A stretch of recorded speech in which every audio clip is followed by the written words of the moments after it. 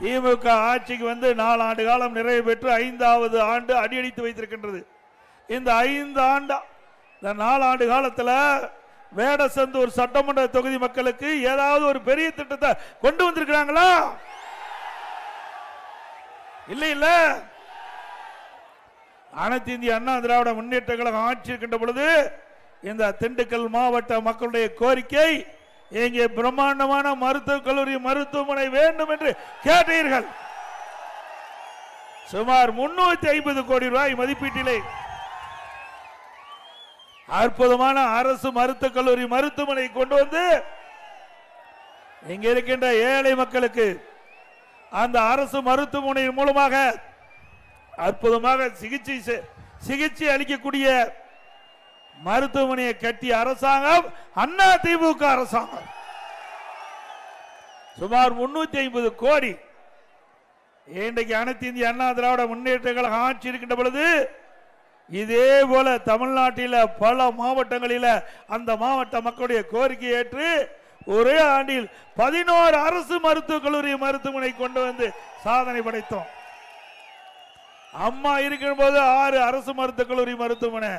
ஆக அனைத்து இந்திய அண்ணா திராவிட முன்னேற்ற கழகம் 2011-2021 வரை 10 ஆண்டு கால ஆட்சியிலே 17 அரசு மருத்துவக் கல்லூரி மருத்துவமனை கொண்டு வந்து தமிழகத்திலே ஒரு வரலாற்று சாதனை படைத்த அரசாங்கம் அண்ணா திமுக அரசாங்கம்.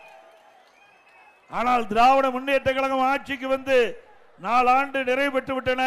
இந்த 4 ஆண்டு காலத்தில் ஒரு அரசு மருத்துவக் கல்லூரி மருத்துவமனை கூட கொண்டு வர முடியாத திராணியற்ற அரசு விடியா திமுக அரசாங்கம். நான் அடிக்கடி எல்லா கூட்டத்திலும் நான் சொல்லி வருவது, குறிப்பிட்டு வருவது, திறமையற்ற முதலமைச்சர், பொம்மை முதலமைச்சர் தமிழகத்திலே ஆளுகின்ற காரணத்தினால்தான் மக்களுக்கு தேவையான திட்டங்கள் கிடைக்கவில்லை. இதே அனைத்து இந்திய அண்ணா திராவிட முன்னேற்ற கழக அரசு மாண்பு அம்மா இருக்கின்ற பொழுதும் சரி, அம்மா மறைவுக்கு பிறகும் சரி, மக்கள் என்ன எண்ணுகின்றார்களோ அந்த எண்ணோட்டத்திற்கு தகுந்தவாறு அரசு செயல்பட்ட ஒரே அரசாங்கம் அண்ணா திமுக அரசாங்கம். இன்றைய தினம் திராவிட முன்னேற்ற கழகம் ஆட்சிக்கு வருவது சட்ட ஒழுங்கு அடியோடு சீர்குலைந்து விட்டது. எங்கே பார்த்தாலும் போதைப் பொருள் விற்பனை அமோகமா நடக்குது. இந்த ஆட்சியால கட்டுப்படுத்த முடியவில்லை. திராவிட முன்னேற்ற கழகம் ஆட்சி பொறுப்பேற்று ஒரே ஆண்டில் இந்த போதைப் பொருள் நடமாட்டம் அதிகரித்து விட்டது.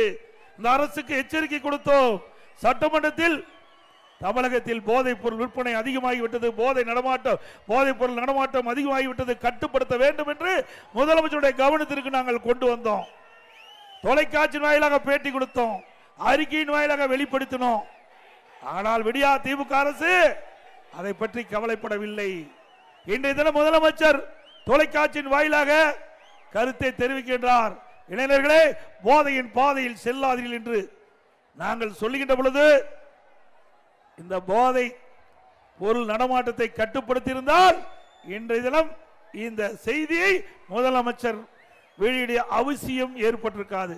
ஆனால் பிரதான எதிர்க்கட்சி என்ற முறையில் நாங்கள் குறிப்பிடுவதை, நாங்கள் சொன்னதை அவள் அலட்சியமாக எடுத்துக்கொண்டதின் விளைவு இன்றைக்கு பள்ளியிலே படிக்கின்ற மாணவர்கள், இளைஞர்கள், பொதுமக்கள் இந்த போதைப் பொருளுக்கு அடிமையாகி, கஞ்சா போதைக்கு அடிமையாகி இன்றைக்கு சீரழியக்கூடிய காட்சி தமிழகத்திலே பார்க்கின்றோம்.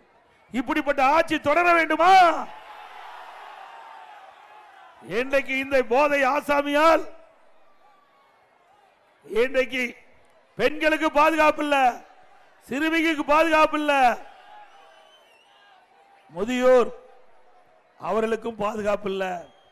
இன்றைக்கு கஞ்சா போதை ஆசாமிகள் கொலை, கொள்ளை, திருட்டு, வழிப்பறிவு, பாலியல் சீண்டல் ஈடுபடுவதால் தமிழகம் தலைகீழாக இந்த ஆட்சியிலே மாறிவிட்டது. இன்றைக்கு மக்களுக்கு பாதுகாப்பு இல்லாத சூழ்நிலை, குறிப்பா பெண்களுக்கு பாதுகாப்பு இல்லாத சூழ்நிலை. இப்படிப்பட்ட ஆட்சி தொடர வேண்டுமா? ஒரு ஆவல ஆட்சி நடைபெற்றுக் கொண்டிருக்கிறது.